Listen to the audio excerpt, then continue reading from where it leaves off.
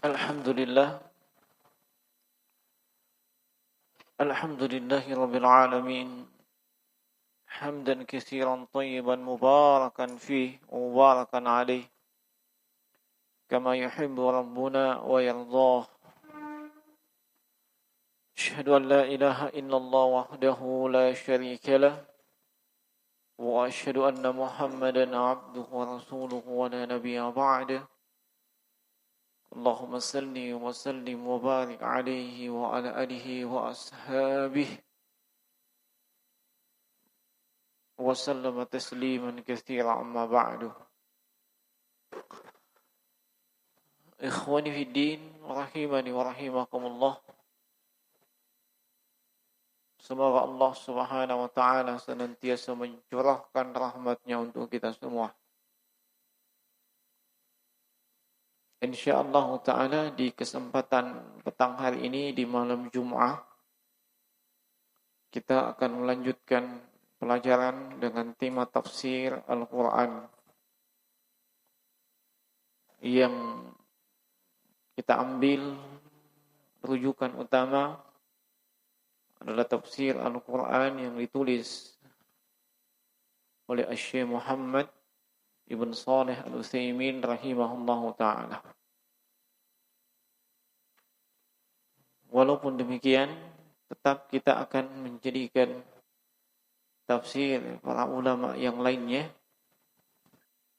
juga sebagai referensi atau rujukan. Namun sebagai pegangan, seorang penuntut ilmu tentunya dia memiliki sebuah rujukan utama. Dan bagi ikhwah-ikhwah yang memang memiliki basic bahasa Arab, itu sangat-sangat tekankan punya rujukan tersebut. Dan itu sangat mudah kita dapatkan di dunia maya. Sangat mudah kita dapatkan di dunia maya dalam bentuk soft copy PDF. Cukup ketik di Google dalam bentuk bahasa Arab tentunya. Tafsir Suratul Baqarah Syekh Muhammad bin Shalih Al-Utsaimin. Dan biasanya satu paket dengan tafsir surah Al-Fatihah. Nah, atau langsung mendownload yang jumlahnya sekitar 13.549 halaman. Semua tafsir beliau. Nah, terserah. Kita akan mempelajari Al-Quran, makna dan kandungannya. Sebab inilah maksud dan tujuan Al-Quran diturunkan. Di dalam surah Shad di ayat yang ke-29 Allah Subhanahu wa taala berfirman, "Kitabun anzalnahu ilaika liyadabbaru ayatihi wa liyadhakkaru ulul albab." Ini adalah kitab yang diturunkan kepadamu wahai Muhammad. Mubarakun, mengandung keberkahan, kebaikan yang banyak dan terus menerus. Liyadabbaru ayatihi, tujuan diturunkannya supaya kalian mentadabburi ayat-ayatnya. Dan makna tadabbur adalah fahmul ma'ani, memahami makna-makna dan kandungannya. Sebab hanya dengan itu kita bisa mengamalkan dan menegakkan penghambaan diri kepada Allah sesuai dengan yang Allah Subhanahu wa taala inginkan. Bukan hanya sekedar kita jadikan Al-Quran sebagai bacaan yang kita berusaha menghias lisan-lisan kita dengan bacaan tersebut, dengan bacaan yang indah, bacaan yang bagus dan seterusnya. Itu boleh selama tidak melanggar kaidah syariat. Tapi itu bukan maksud dan tujuan utama. Maksud dan tujuan utama kita faham isinya. Kita tahu makna dan kandungannya. Dan insyaallah ta'ala kita akan masuk ke ayat yang ke 112. Sebelum libur Ramadan kita sudah menyelesaikan ayat 111. Di ayat yang ke-112 Allah Subhanahu wa taala berfirman, "Bala man aslama wajhahu lillahi wa huwa muhsin." Bala ini jawaban, huruf yang digunakan untuk menjawab. Kadang bermakna iya, kadang bermakna tidak. Dan di sini ia bermakna la.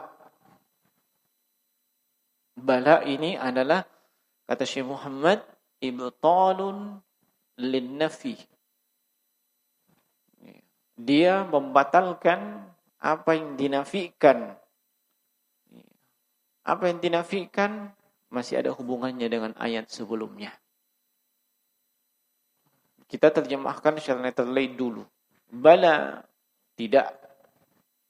Man, siapa saja. Man syart istilahnya dalam bahasa Arab. Aslama. Iya, aslama bisa bermakna masuk Islam. Bisa bermakna ketundukan. Bisa bermakna kepasrahan. Bisa bermakna menyelamatkan diri. Iya. Wajahahu. Iya, wajahahu ya secara bahasa wajah. Iya. Lillahi, semata-mata karena Allah. Wa huwa muhsin, dan dia dalam keadaan muhsin, berbuat baik. Muhsin fa'ilnya. Ya, yang dilakukannya disebut hasan. Ya. Fa'ilnya muhsin, orang yang berbuat kebaikan. Falahu, maka bagi dia. Ya. Naam, di sini jawaban dari syarat. Ya. Jawaban dari syarat itu pakai fa di sini. Ingat ya, yang belajar bahasa Arab jangan belajar lalu lupakan. Tapi lihat prakteknya. Falahu, ya, jawabu syarat. Mana huruf syarat? Man. Ya. Ajruhu, untuk dia, pahalanya dia, inda rabbihi. Iya. Inda zarf. Di sisi Rabbnya. Iya. Rabbihi di situ mudhaf ya, dari inda. Wala khaufun, dan tidak ada rasa takut. Tidak ada rasa takut itu maksudnya tidak perlu dia takut dengan apa yang akan dia hadapi di masa yang akan datang. Wala khaufun alaihim, tidak ada rasa takut atas mereka. Wala hum yahzanun, dan mereka juga tidak perlu bersedih. Ini ayat yang seperti ini sering kita dapati dalam Al-Quran. Wala khaufun alaihim wala hum yahzanun. Ya. Maknanya apa? Untuk mereka tidak ada rasa takut untuk menghadapi masa yang akan datang. Ya. Masa yang akan datang mulai di alam kubur, di padang mahsyar, di akhirat, tidak perlu mereka takut. Wala hum yahzanun, tidak perlu mereka bersedih dengan apa yang sudah mereka tinggalkan di kehidupan dunia. Itu penafsiran yang datang dari Abdullah bin Abbas radhiyallahu ta'ala anhuma terkait dengan wala khaufun alaihim wala hum yahzanun. Nah, jemaah sekalian rahimani wa rahimakumullah, ayat ini masih ada hubungannya dengan ayat sebelumnya. Apa ayat sebelumnya?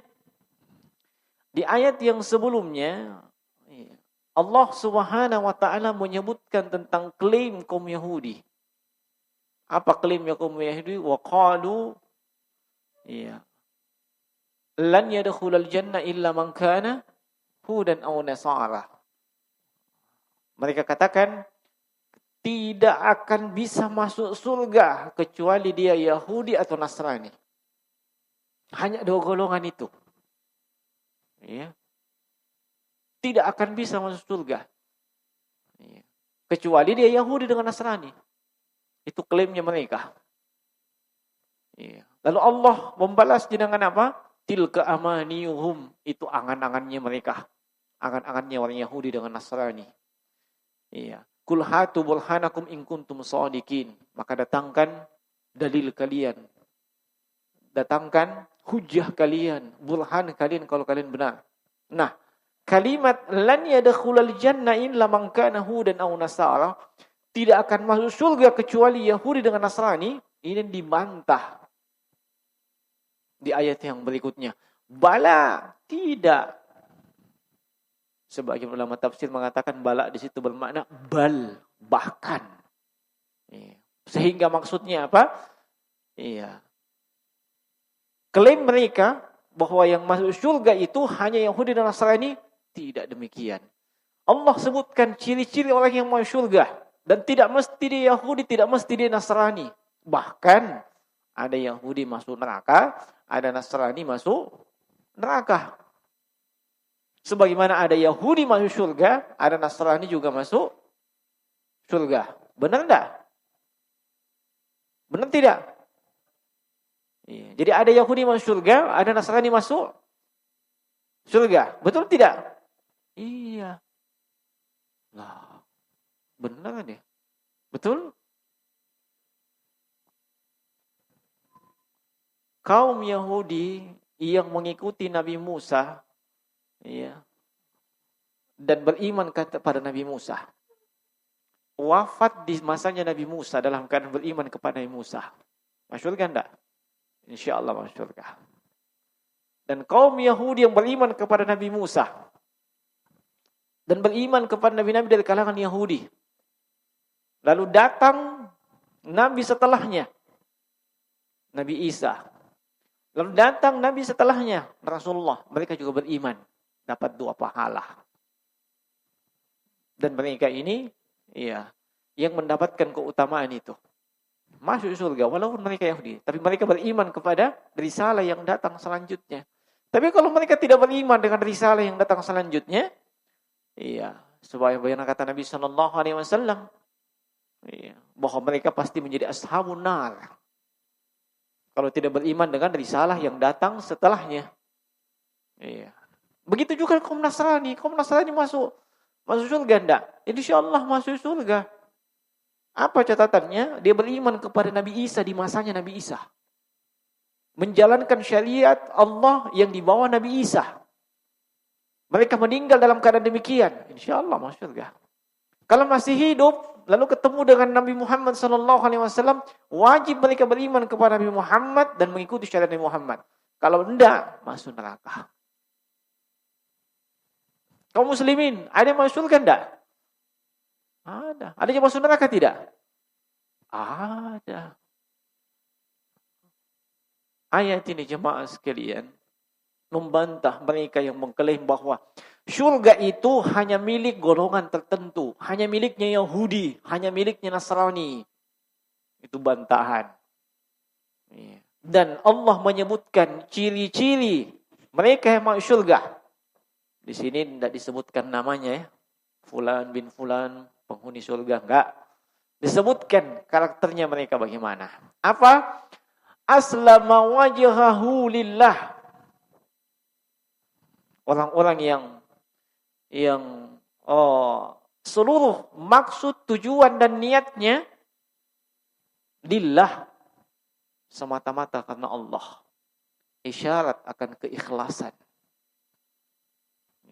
Orang yang ikhlas kepada Allah Subhanahu wa taala, menyerahkan dirinya sepenuhnya kepada Allah.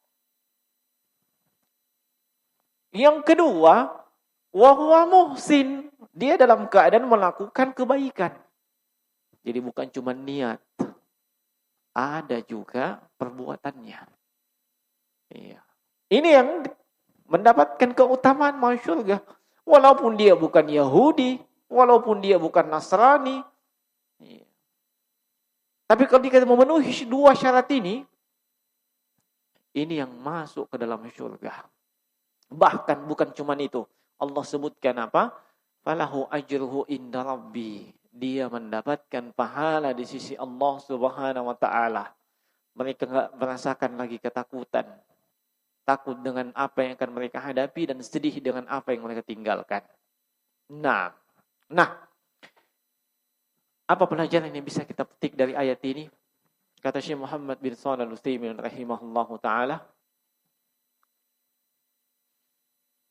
anna ahlal jannati humul ladzina jama'u baina wasfaini.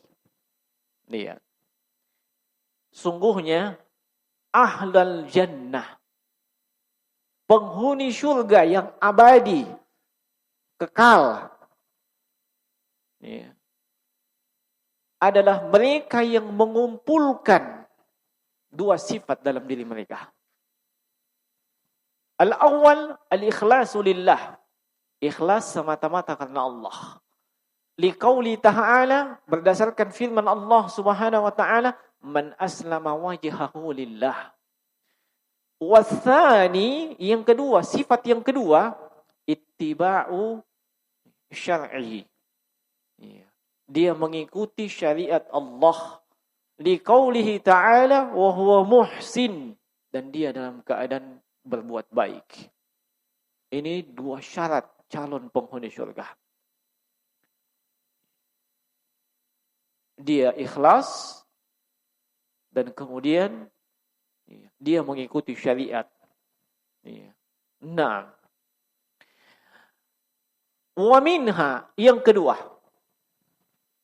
anna ikhlasan niyati wahdahu la yakfi fi tabliri ta'abbud lillahi. Iya. Berdasarkan ayat tersebut, ayat 112, beliau sebutkan semata-mata ikhlas itu belum mencukupi seseorang dianggap menghambakan diri atau beribadah kepada Allah. Ya.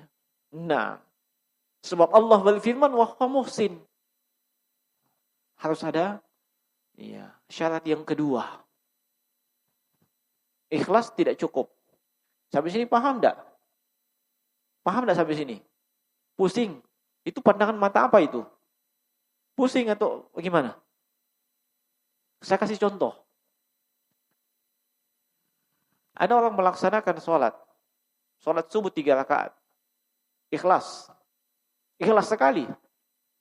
Sekali ikhlas. Iya. Dia bisa enggak masuk surga? Dia enggak ngikuti syariat. Syariatnya subuh berapa? 2. Walaupun dia ikhlas seikhlas-ikhlasnya. Bisa paham? Bisa paham enggak? Ya. Nah. Dirinya ikhlas. Contoh terkait dengan masalah muamalat. Iya. Tapi ada hubungannya dengan ibadah. Nah, dia melaksanakan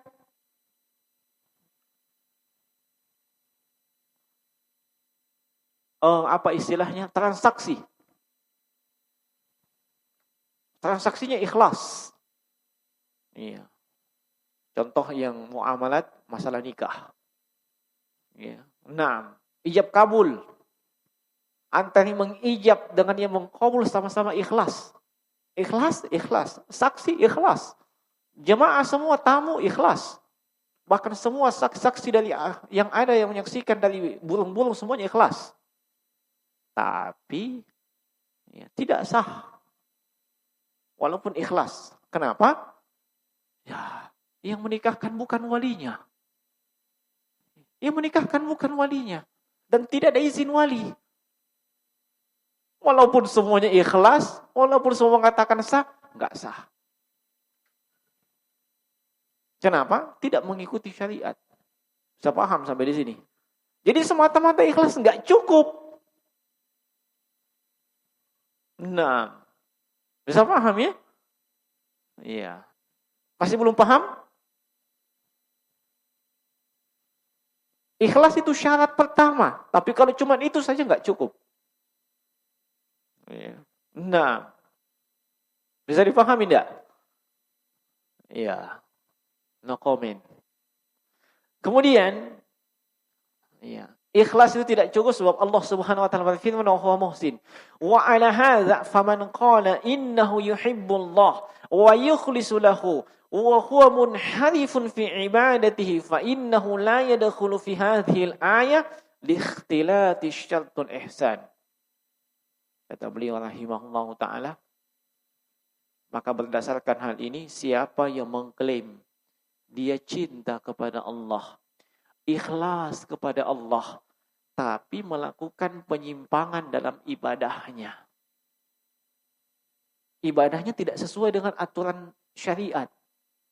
Tidak sesuai contoh dari Nabi SAW. Bisa paham? Iya. Orang yang melakukan, minta maaf, bid'ah. Sesuatu yang dari contoh dari Nabi.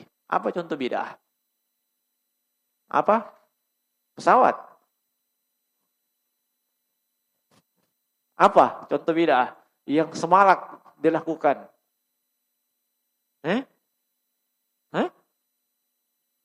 Iya, kau itu. Maulid. Iya, mulai dari maulid pribadi yang disebut dengan happy birthday. Toh, maulid pribadi tuh. Maulid Nabi sallallahu alaihi wasallam, maulid teman. Ya, kan biasa di Facebook itu ada maulidnya teman. Ya, hari ini si fulan berulang tahun, ucapkan selamat ulang tahun kepadanya. Iya. Ya. Orang yang melaksanakan maulidun Nabi, kenapa dilaksanakan? Cinta Allah, cinta Nabi. Pertanyaannya, Nabi yang kau rayakan ulang tahunnya, apakah mencontohkan demikian? Itu maksud. Walaupun dia ikhlasnya, itu enggak cukup. Iya. Tadi contohnya sudah sangat konkret. Iya. Nah, wa yatafarra ala hadhihi al-qafaidah. Nah, dari faedah yang kedua itu ada faedah cabang. Anna ahlal bid'ah, sungguhnya ahlul bid'ah, yang dimaksud dengan ahlul bid'ah adalah orang-orang yang sudah faham itu adalah bid'ah, tetapi dia ngeyel melakukannya, bahkan mengkampanyekan bid'ahnya. Ini ahlul bid'ah. Adapun orang yang terjatuh ke dalam bid'ah, tidak tahu itu bid'ah, bukan ahlul bid'ah. Dia orang jahil. Jangan sembarangan kita menuduh si fulan itu ahlul bid'ah. Jangan. Siapa tahu tidak tahu itu bid'ah. Yang selama ini yang ada di kepalanya, berdasarkan gurunya, dari neneknya, dari syaitan, bid'ah itu adalah naik pesawat, naik kereta api, ya, dan yang semisal dengan itu. Ini orang jahil namanya, tidak bisa disebut ahlul bid'ah. Ya, ada kriterianya itu ahlul bid'ah. Dia paling jauh disebut pelaku bid'ah. Paham? Adapun ahlul bid'ah sudah ditegakkan hujjah. Dia sudah tahu ini bid'ah dari A sampai Z. Tapi dia mengedepankan hawa nafsunya. Dia mengedepankan ad-dunya. Kapan ditinggalkan ini bid'ah, hilang sumber pendapatannya. Ada yang begitu. Hilang duniawinya. Makanya tetap dikampanyekan. Anu baik ini. Ya, anu benar ini. Padahal dia sudah tahu. Sudah punya ilmunya. Ini ahlul bid'ah. Adapun yang jahil dikak dan tahu apa-apa, ya, atau masih rancu di kepalanya, tidak bisa membedakan antara pesawat dengan apa. Nah, ini jangan disebut ahlul bid'ah. Sebab dia masih jahil. Nah, Adapun ahlul bid'ah la thawaba lahum ala bid'ihim walau ma'a husnin niyah. Kata beliau. Adapun ahlul bid'ah tidak ada pahala yang mereka dapatkan dari perbuatan bid'ah mereka, ibadahnya mengandung bid'ah, walaupun niatnya ikhlas, walaupun niatnya baik. Paham maksudnya? Ya. Nah, apa contoh bid'ah yang lain? Tahlilan. Apa itu tahlilan? Tahlilan itu artinya mengucapkan la ilaha illallah. Apa salahnya? Tahlil. La ilaha illallah. Tahlil itu. Tahmid. Alhamdulillah. Tasbih. Subhanallah. Tarjih. Innalillah. Apa salahnya? Apa masalahnya? Amalannya. Pengamalannya bagaimanakah? Oh, saya tidak tahu itu. Tidak pernah hadir. Tidak tahu saya. Ya, saya tahu tahlil itu dari maksud tahlil. La ilaha illallah. Ya. Atau mungkin yang la ilaha illallah. La ilaha illallah. Gitu kah? Kalau itu pernah saya lihat. Ujung-ujungnya ini namanya bid'ah. Kenapa? Tidak ada contoh dari Nabi begitu. Ya.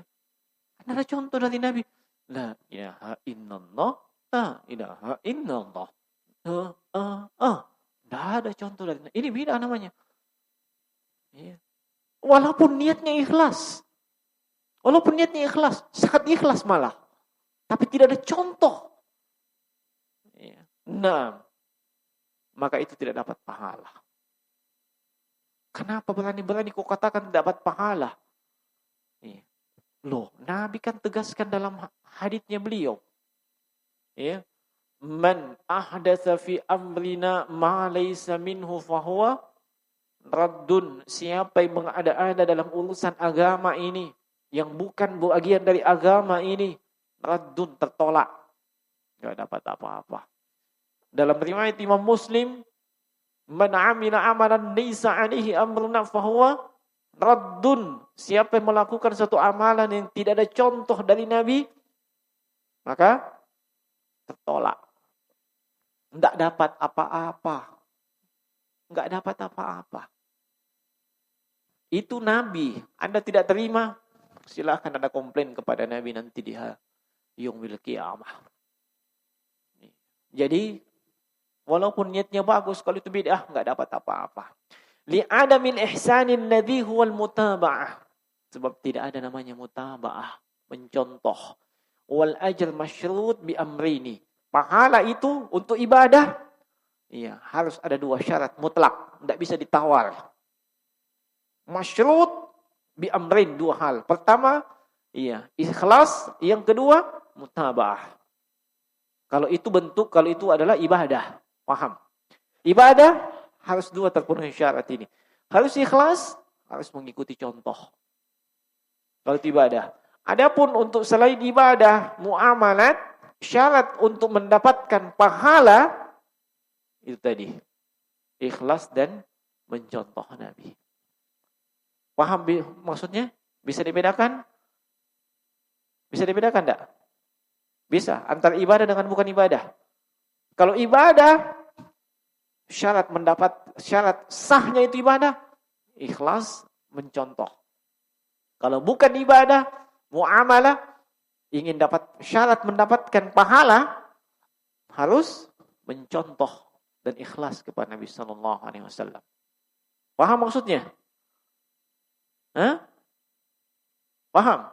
Contoh, masuk masjid. Iya, masuk masjid. Apakah orang bisa masuk masjid sembarangan? Bisa. Sembarangan saja masuk masjid. Entah itu kaki kanan, tangan kanan, tangan kiri, apa kaki kiri. Penting masuk. Iya. Ikhlas. Mencontoh Nabi? Enggak. Kenapa? Iya. Masuk masjid kaki di kanan. Baca apa? Baca Al-Quran. Iya. Baca Al-Quran. Iya. Masuk masjid. Iya. Masuk masjid. Kaki kanan. Baca apa? Baca Al-Quran. Iya. Masuk masjid. Kaki kanan. Baca apa? Baca Al-Quran. Iya. Masuk masjid. Kaki kanan. Baca Baca Yasin. Baca doa bismika Allahumma ahya. Itukah? Baca Allahumma aftahni abwaaba rahmatik. Mencontoh Nabi, baru dapat pahala. Makan. Semua orang makan. Bahkan bukan semua orang. Semua makhluk makan. Kecuali makhluk yang tidak hidup atau makhluk mati. Iya. Manusia juga makan. Kaum muslimin juga makan. Bisa tidak kita dapat pahala dari makan? Bisa. Niatnya apa? Ikhlas. Contoh niat ikhlas itu, saya makan ini supaya kuat beribadah. Ya. Nah, mencontoh Nabi bagaimana? Nabi makan dengan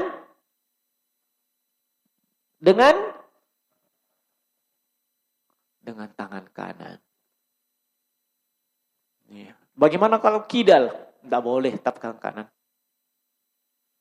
Ini makan. Kalau yang lain bisa aja kidal. Mau menulis, mau main bola, mau main apa. Tidak apa-apa kalau kidal. Tapi kalau makan harus kanan. Ya. Nah, makan harus kanan. Ya. Kemudian membaca tahlil. Apa? Bismillah. Ya. Ini mencontoh Nabi. Ya. Kalau mau dapat pahala. Sebab ini bukan ibadah. Bukan ibadah. Ingin dapat pahala, contoh Nabi. Paham maksudnya? Tapi kalau itu ibadah, syarat sahnya itu ibadah, harus dua itu. Iya. Kalau bisa dibedakan itu, alhamdulillah. Nah, wa min fawaidil ayah, di antara faedah dari ayat ini, ad-dallatu ala syartaini al-asasiyaini fil ibadah wa huma al-ikhlas wal mutaba'atu lirrasul. Ayat itu menunjukkan ya akan dua syarat asasi di dalam ibadah. Apa itu? Ikhlas dan mutaba'atu lirrasul, mencontoh Rasulullah. Silakan Bapak, Ibu-ibu, saudara sekalian, iya, lihat apa yang kita mau lakukan ini ibadah atau bukan. Kalau ibadah, tidak bisa ditawar. Harus ada dua syarat itu. Salah satunya enggak ada, enggak bernilai itu. Ikhlas, tapi tidak mencontoh Nabi, enggak dapat pahala. Mencontoh Nabi, tapi tidak ikhlas, dapat pahala enggak? Mencontoh Nabi, sholatnya sesuai dengan contohnya Nabi. Mulai dari takbir sampai salam, tapi tidak ikhlas. Dapat pahala enggak? Kenapa?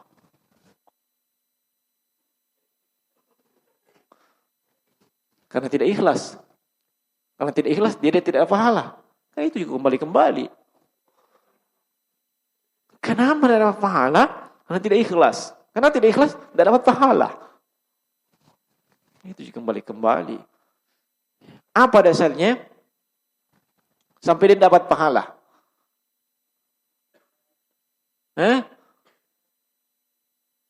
Iya. Coba siapa tahu ada yang punya dalil.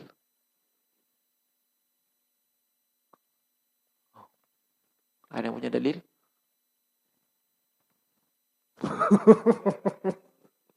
Ana lupa hadisnya. Hadis Abu Umamah radhiyallahu taala anhu, riwayat Abu Daud kalau saya tidak salah ingat. Betul, ana lupa hadisnya. Itu syarat al-ikhlas. Ya. Atau kita ambil ayat dengan penafsirannya. Ayat dalam surah Al-Mulk, "Walladzi khalaqal mauta wal hayata liyabluwakum ayyukum ahsanu amala." Dia Allah yang menciptakan kematian dan kehidupan untuk menguji kalian siapa yang ahsanu amala, siapa amalannya terbaik. Nah, Al-Fudail bin Iyad ketika menjelaskan rahimahullah tentang ahsanu amala, iya, yaitu akhlasuhu wa sawabuhu. Yang dimaksud dengan amalan terbaik adalah amalan yang ikhlas dan amalannya benar. Ya. Ini dua syarat disebutkan oleh beliau. Itulah amalan terbaik. Ikhlas dan benar. Ya. Ikhlas kata beliau ayyakuna lillah, semata-mata karena Allah. Sawab benar kata beliau, iya, adalah mutaba'ah, mencontoh Rasulullah.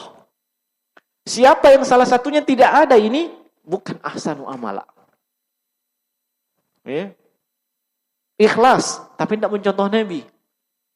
Tidak dapat pahala. Tadi ayat haditsnya sudah jelas. Hadits Aisyah riwayat Bukhari dan Muslim. Sebaliknya, contoh Nabi, tapi ternyata tidak ikhlas. Baik dalam ibadah maupun selain ibadah. Bahkan diancam dalam banyak ayat. Ya. Contoh, alladzina yunfikuna amwalahum ria'an nas. Ya, orang-orang yang menginfakkan hartanya dalam bentuk apa? Riya. Enggak dapat, malah diancam dengan neraka. Ya. Demikian pula dengan ibadah. Fawailul lil musallin. Ya. Ini yang diancam orang yang salat, bukan orang yang tidak salat. Celaka orang yang salat. Lihat ayat selanjutnya apa? Alladzina hum an salatihim sahun. Lalai dalam salatnya atau lalai pada salat? Lalai dalam salat atau lalai pada salat? Lalai dalam. Beda atau sama? Beda jamaah. Ya. Lalai dalam salat misalnya orang yang sahwi. Kelalaian dalam salat ditutupi dengan apa? Sujud sahwi. No? Oh iya. Lalai dengan apa? Bukan dalam salat. Pada salat itu, nah ini jadi masalah. Makanya para tafsir itu menyebutkan dengan banyak penafsiran. Di antaranya mereka yang menunda-nunda salat, belum pi salat sampai keluar waktunya. Ya. Nah, ini yang diancam. Mereka yang melaksanakan salat, ya, kalau masalah lalai dalam salat, hampir manusia banyak seperti itu semua. Tidak ingat, lupa. Ya, makanya di antara hal yang menutupi kelalaian itu sujud sahwi. Bukan dalam salatnya, tapi terkait dengan salatnya di luar. Iya. Orang yang menunda-nunda salatnya sampai keluar waktunya. Alladzina hum an salatihim sahun walladzina hum yura'un. Riya dalam salat. Ya. Riya dalam salat. Salat tak udah riya, ingin mendapatkan pandangan manusia. Ini tidak ikhlas namanya. Ya. Karena ikhlas itu yakuna lillah. Perhatikan dan bedakan. Kalau itu ibadah, maka syarat mutlak sahnya ibadah, ikhlas mutaba'ah. Kalau bukan ibadah, syarat untuk mendapatkan pahala apa? Ikhlas dan mutaba'ah. Bedakan dua hal itu.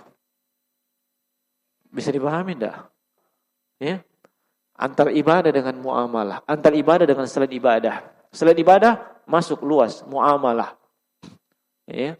Kalau ibadah Anda mau diterima harus dua syarat itu. Ya. Selain daripada ibadah, sifatnya muamalat, Anda ingin dapat pahala, contoh Nabi, ikhlas. Tidak mau dapat pahala, tidak masalah. Bisa dipaham? Sebab itu bukan ibadah. Bisa dipaham tidak? Iya. Nah, iya. Nanti dikasih hadiah ya, yang tidak paham. Nah, wa minha subutul ajri fil akhirah. Ayat ini juga menunjukkan subutul ajr, penetapan akan ada pahala di akhirat. Wa annal amalah lan yudhi'. Amalan itu tidak akan Allah sia-siakan. Nah, ini jadi masalah jemaah sekalian. Sebab pahala itu nanti ditetapkan kapan didapat? Di akhirat, bukan di dunia. Tidak dilihat masalahnya. Karena tidak dilihat, tidak nampak. Banyak orang menunaikan ibadah. Walaupun dijanjikan dengan janji yang luar biasa. Iya kan? Iya. Masalahnya di akhirat. Falahu ajruhu inda rabbi. Pahalanya nanti di akhirat masalahnya. Bukan di sini. Kalau misalnya balasannya di dunia, wah, penuh itu masjid. Setiap orang yang sholat maghrib dapat 500 juta. Tidak muat ini. Ya, yang sholat subuh 2 rakaat dapat 850. Full ini dia. Di sini didapat. Tapi ini jadi masalah, di akhirat didapat. Orang kenapa? Itu masalahnya. Ya, dan makanya yang punya keimanan al-imanu billahi wal yawmil akhir, itu yang tetap istiqomah. Ya, sebab dia yakin dengan janji Allah Subhanahu wa taala. Wa minha annal jazaa'a min jinsil amal. Di antaranya jaza' min jinsil amal. Maksudnya apa? Balasan itu berbanding dengan amalan. Ya. Anda ikhlas mutaba'ah dapat syurga.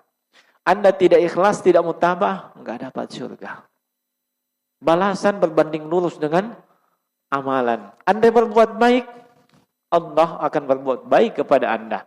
Anda suka memaafkan, Allah akan memaafkan Anda. Ya. Nah, bisa dipahami. Anda suka membantu, ya, Anda akan dibantu juga. Ya. Allah akan menggerakkan orang untuk membantu Anda. Al-jaza'u min jinsil amal. Iya. Kalau orang faham hal tersebut, dia tidak akan mau berbuat jahat kepada orang lain. Sebab kenapa? Al-jaza'u min jinsil amal. Dia akan dapatkan balasan dari kejahatannya itu. Iya. Mungkin bukan simsalabim abrakadabra di saat itu, tapi di masa yang akan datang, Olehnya sebagian as-salaf, kalau mereka mendapatkan kesulitan, kesusahan, ya, intimidasi, mereka biasanya ingat-ingat, oh kayaknya ini saya pernah melakukan dosa dulu di tahun sekian ini. Dosanya puluhan tahun yang lalu masih ingat. Ya. Kenapa masih bisa ingat? Karena sedikit dosanya. Kita tidak diingat. Kenapa? Terliwat banyak. Ya. Makanya dilupakan. Ya. Kesaking banyaknya itu. Ya. Mereka masih ingat. Iya. Nah, Anda lupa siapa itu yang dipenjara disebabkan masalah utang. Anda lupa siapa. Apakah dia Muhammad bin Sirin ataukah Imam Ibn Mubarak? Anda lupa betul. Tapi dia dipenjara. Masalah utang. Ya. Sampai dia mengatakan dalam penjara, ini kayaknya dosa saya dulu sama si fulan yang menjelek-jelekkan dia karena masalah utang. Saya sudah dapat buahnya. Padahal itu berapa tahun yang lalu. Itulah as-salaf. Ya. Al-jaza'u min jinsil amal. Ya. Kalau orang faham itu, orang tidak mau berbuat kejelekan. Tidak mau. Ya. Al-jaza'u min jinsil amal. Ya. Contoh konkret saat ini yang biasa diingatkan oleh guru-guru kita. Iya. Berbuat baiklah kepada orang tuamu. Anda tidak berbuat baik, Anda durhaka kepada orang tuamu. Iya, Allah akan jadikan anak-anak Anda nanti berdurhaka kepada Anda. Al-jaza'u min jinsil amal. Bisa dipahami? Iya. Nah, saya sudah lihat itu bukti konkretnya kalau masalah itu. Ya. Orang yang durhaka kepada orang tuanya. Ya. Masya Allah, anak-anaknya ya, saat ini saya melihat sendiri itu durhaka juga kepada orang tuanya. Ya, sampai itu orang tua dibuang. Ya, dibuang dalam pengertian diusir dari rumahnya. Saya masih ingat dulu, ya, sebab saya bertetangga dulu di Makassar. Subhanallah. Al-jaza'u min jinsil amal. Ya, Anda ingin anak-Anda berbakti kepada Anda, berbaktilah kepada orang tuamu. Nah, wallahu ta'ala alam. Habis katanya waktu, ya. Habis mi? Oh ya, silahkan. Mudah-mudahan saya bisa jawab.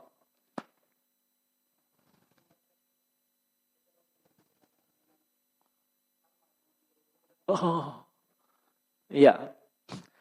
Ini al-jaza'u min jinsil amal, artinya balasan berbanding lurus dengan amalan. Karma, istilah ini saya tidak tahu apa definisinya. Apa definisinya karma kah? Ada yang bisa buka KBBI? Apa itu karma?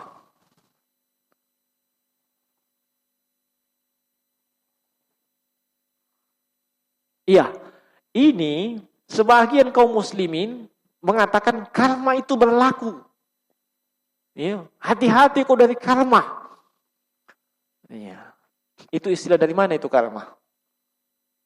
Hah? Agama Hindu. Kejama kau. Kita punya istilah sendiri, al-jazaa. Apakah definisinya karma itu?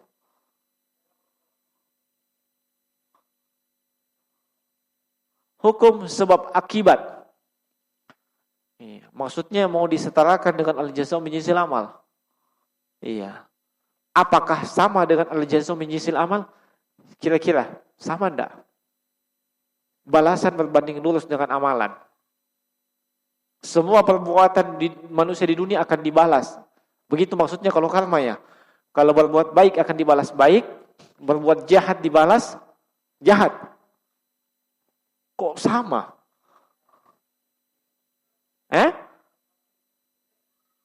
Karma itu anu jelek. Ada perbedaan pendapat ini kuliah. Saya lebih percaya dengan definisi dari KBBI. Kalau sekedar dugaan, tidak valid bro. Kalau di KBBI, semua sama ya. Berbuat baik, balasannya baik. Jahat, itu definisinya itu orangnya. Itu disepakati kayaknya itu. No? Jadi kalau berbuat baik, tidak disebut karma. Bagaimanakah? Sudah. Ya, wallahu a'lam. Ya. Yang jelas yang saya paham itu al-jazaa'u min jinsil amal. Balasan itu berbanding lurus dengan amalan. Tidak mesti saat ini, tidak mesti langsung, bisa jadi di dunia, bisa jadi di akhirat. Kalau karma tidak tahu bagaimana. Ya. Karena kalau al-jazaa'u min jinsil amal bisa didapatkan langsung, tidak mesti juga dapat langsung, bisa nanti di masa yang akan datang dan bisa nanti di akhirat. Iya, orang yang berbuat jahat, orang yang berdosa, ya. Nah, selama dia tetap dengan dosanya, iya, maka nanti di akhirat dia akan dihukum. Entahlah kalau karma. Kalau karma mungkin hanya berlaku di dunia. Ya. Gitu kah? Hah? Wallahu a'lam. Itu nih, karena kita tidak tahu juga istilahnya orang mereka. Cukupkan saja dengan al-jazaa'u min jinsil amal. Ya. Nah, cukup ya. Ya, itu mau saya dulu. Wallahu a'lam. Ya. Ya. Nanti Roni kita tugaskan mencari itu anunya. Ya. Nah, taib subhanaka wa bihamdik, asyhadu an la ilaha illa anta astaghfiruka wa atubu ilaik. Assalamualaikum warahmatullahi wabarakatuh.